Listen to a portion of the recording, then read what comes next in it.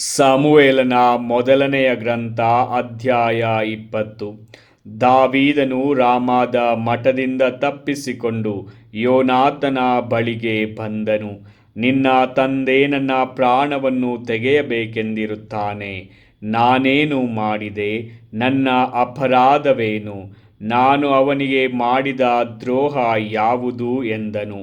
ಯೋನಾತನು ಅವನಿಗೆ, ಇದು ಎಂದಿಗೂ ಆಗಲೇಬಾರದು.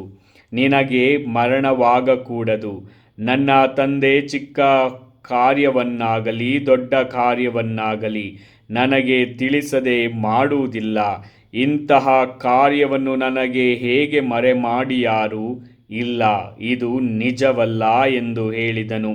ಅದಕ್ಕೆ ದಾವೀದನು, ನಿನಗೆ ನಾನು ಪ್ರೀತಿ ಪಾತ್ರನೆಂದು ನಿನ್ನ ತಂದೆಗೆ ಗೊತ್ತಿದೆ.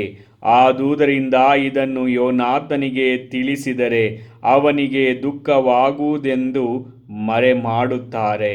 ನಿನ್ನ ಜೀವದಾಣೆ, ಸರ್ವೇಶ್ವರನ ಆಣೆ, ನನಗೂ ಮರಣಕ್ಕೂ ಒಂದು ಗೇಣು ಮಾತ್ರ ಅಂತರ ಎಂದು ಖಂಡಿತವಾಗಿ ಹೇಳಿದನು.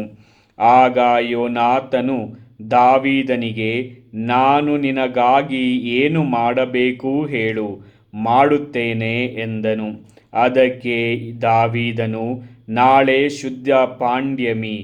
ನಾನು ಅರಸರ ಪಂಕ್ತಿಯಲ್ಲಿ ಕುಳಿತು ಊಟ ಮಾಡಬೇಕಾಗಿರುವುದು. ನೀನು ಅಪ್ಪಣೆ ಕೊಟ್ಟರೆ ನಾನು ಈಗಲೇ ಹೋಗಿ 3ನೆಯ ದಿನ ಸಾಯಂಕಾಲದವರೆಗೆ ಹೊಲದಲ್ಲಿ ಅಡಗಿಕೊಂಡಿರುವೆನು. ನಿನ್ನ ತಂದೆ ನನ್ನನ್ನು ಕುರಿತು ವಿಚಾರ ಮಾಡಿದರೆ, ನೀನು ದಾವೀದನು ತನ್ನ ಊರಾದ ಬೆತ್ಲೆಹೇಮಿಗೆ ಹೋಗಿ ಬರುವುದಕ್ಕೆ ಅಪ್ಪಣೆಯಾಗಬೇಕೆಂದು ನನ್ನನ್ನು ಬಹಳವಾಗಿ ಬೇಡಿಕೊಂಡನು. ಅವನ ಗೋತ್ರದವರು ಅಲ್ಲಿ ವಾರ್ಷಿಕ ಬಲಿದಾನ ಮಾಡುತ್ತಾರಂತೆ ಎಂದು ಹೇಳು. ಅವರು ಹಾಗೇ ಆಗಲಿ ಎಂದರೆ ನಿನ್ನ ಸೇವಕನಾದ ನಾನು ಸುರಕ್ಷಿತನಾಗಿರುವೆನು. ಸಿಟ್ಟು ಮಾಡಿದರೆ ಅವರಿಂದ ನನಗೆ ಕೇಡು ಸಿದ್ಧವಾಗಿದೆ ಎಂದು ತಿಳಿದುಕೋ. ಸೇವಕನ ಮೇಲೆ ದಯವಿರಲಿ. ನೀನು ಸರ್ವೇಶ್ವರನ ಸನ್ನಿಧಿಯಲ್ಲಿ ನನ್ನೊಡನೆ ಒಡಂಬಡಿಕೆ ಮಾಡಿಕೊಂಡಿರುವೆಯಲ್ಲವೇ?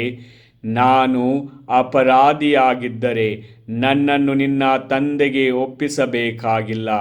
ನೀನೇ ಕೊಂದು ಹಾಕು ಎಂದು ಹೇಳಿದನು. ಯೋನಾತನು ಅವನಿಗೆ, ಇದು ಆಗಲೇಬಾರದು. ನಿನಗೆ ನನ್ನ ತಂದೆಯಿಂದ ಕೇಡು ಸಿದ್ಧವಾಗಿದ್ದರೆ ಅದನ್ನು ನಿನಗೆ ನಾನು ತಿಳಿಸದಿರುವೆನೆ ಎಂದನು. ದಾವೀದನು, ನಿನ್ನ ತಂದೆ ಬಿರುನುಡಿಯಿಂದ ಉತ್ತರ ಕೊಟ್ಟರೆ ಅದನ್ನು ಯಾರ ಮುಖಾಂತರವಾಗಿ ನನಗೆ ತಿಳಿಸುವೆ ಎಂದು ಅವನನ್ನು ಕೇಳಿದನು. ಯೋನಾತನು ಅವನಿಗೆ, ನಾನು ಅಡವಿಗೆ ಹೋಗೋಣ ಬಾ ಎಂದು ಹೇಳಿದೆನು.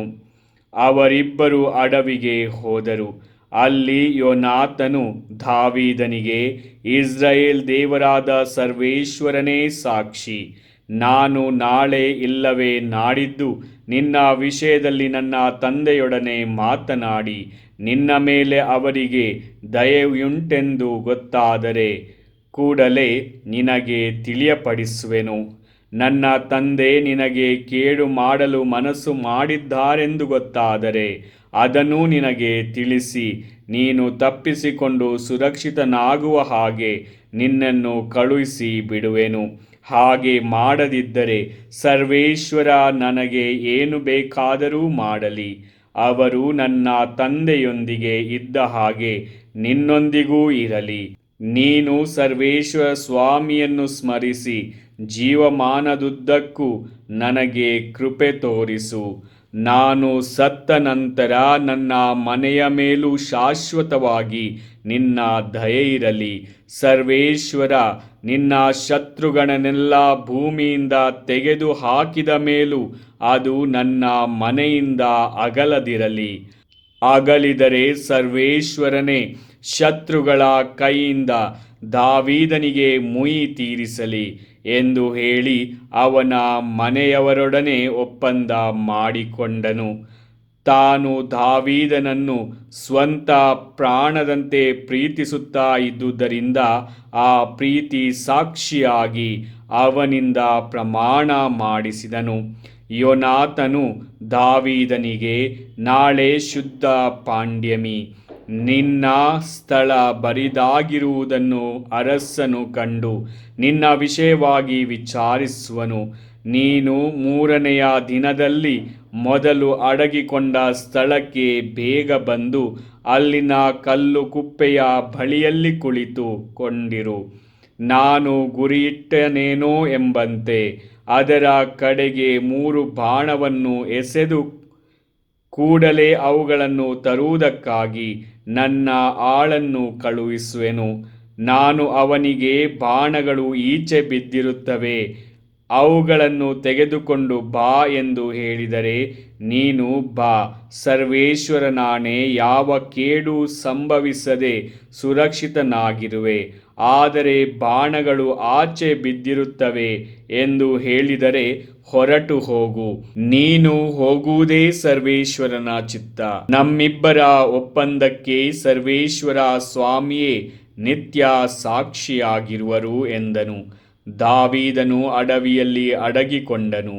ಅರಸನು ಶುದ್ಧ ಪಾಂಡ್ಯಮಿಯ ದಿವಸ ಪದ್ಧತಿಯ ಪ್ರಕಾರ ಗೋಡೆಯ ಬಳಿಯಲ್ಲಿ ಇರುವ ತನ್ನ ಆಸನದ ಮೇಲೆ ಭೋಜನಕ್ಕೆ ಕುಳಿತುಕೊಂಡನು. ಅವನ ಪಾರ್ಶ್ವದಲ್ಲಿ ಅಬ್ನೇರನೂ ಕುಳಿತುಕೊಂಡನು. ಸೌಲನು ದಾವೀದನ ಸ್ಥಳ ಬರಿದಾಗಿರುವುದನ್ನು ಕಂಡರೂ ಆ ದಿವಸ ಅವನ ವಿಷಯವಾಗಿ ಏನೂ ಹೇಳಲಿಲ್ಲ. ಅವನಿಗೆ ಏನಾದರೂ ಸಂಭವಿಸಿರಬೇಕು, ಅವನು ಹೊಲೆಯಾಗಿರಬಹುದು, ತನ್ನನ್ನು ಇನ್ನೂ ಶುದ್ಧಪಡಿಸಿಕೊಳ್ಳದೆ ಇರಬಹುದು ಎಂದುಕೊಂಡನು. ಮರುದಿವಸದಲ್ಲಿಯೂ, ಅಂದರೆ ತಿಂಗಳಿನ 2ನೆಯ ದಿನದಲ್ಲಿಯೂ ದಾವೀದನ ಸ್ಥಾನ ಬರಿದಾಗಿರುವುದರಿಂದ ಸೌಲನು ಜೆಸ್ಸೆಯನ ಮಗ, ನಿನ್ನೆಯೂ ಈ ಹೊತ್ತು ಭೋಜನಕ್ಕೆ ಏಕೆ ಬರಲಿಲ್ಲ ಎಂದು ತನ್ನ ಮಗ ಯೋನಾತನನ್ನು ಕೇಳಿದನು. ಅದಕ್ಕೆ ಯೋನಾತನು, ದಾವೀದನು ಬೆತ್ಲೆಹೇಮಿನಲ್ಲಿ ತಮ್ಮ ಗೋತ್ರದವರು ಬಲಿದಾನ ಮಾಡುತ್ತಾರೆ. ತನ್ನ ಅಣ್ಣ ಅದಕ್ಕಾಗಿ ನನ್ನನ್ನು ಕರೆದಿದ್ದಾನೆ. ನಾನು ಹೋಗಿ ನನ್ನ ಅಣ್ಣಂದಿರನ್ನು ನೋಡಿ ಬರಲು ಅಪ್ಪಣೆಯಾಗಬೇಕು ಎಂದು ನನ್ನನ್ನು ಬಹಳವಾಗಿ ಬೇಡಿಕೊಂಡನು. ಆದುದರಿಂದ ಅವನು ಅರಸನ ಪಂಕ್ತಿಗೆ ಬರಲಿಲ್ಲ ಎಂದು ಉತ್ತರ ಕೊಟ್ಟನು. ಆಗ ಸೌಲನು ಸಿಡಿದೆದ್ದು ಯೋನಾತನಿಗೆ, ಎಲ್ಲೋ ದುಷ್ಟ ದಾಸಿಯ ಮಗನೇ, ನೀನು ಜೆಸ್ಸೆಯ ಮಗನೊಡನೆ ಸ್ನೇಹದಿಂದ ಇರುವುದು ನನಗೆ ಗೊತ್ತಿಲ್ಲವೇ? ಈ ಸ್ನೇಹದಿಂದ ನಿನಗೂ ಹೆತ್ತವಳಿಗೂ ಮಾನಭಂಗ ತರುತ್ತಿರುವೆ.